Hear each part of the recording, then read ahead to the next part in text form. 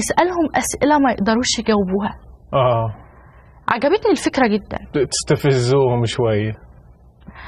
وفعلا سمعت كل البرامج واخترت برنامج يمكن كان من وجهة نظري وقتها إن هو ضعيف. أيوه. وسألتهم أسئلة مستفزة. برنامج محطات وعبر. أوكي.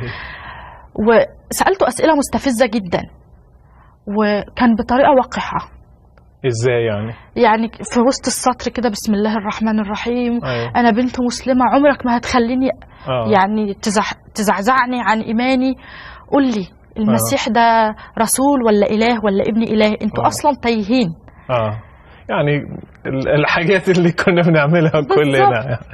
فالعجيب ان هو رد عليا بطريقة كسرتني. ازاي؟ رد عليا الرسالة كانت مليانة كمية محبة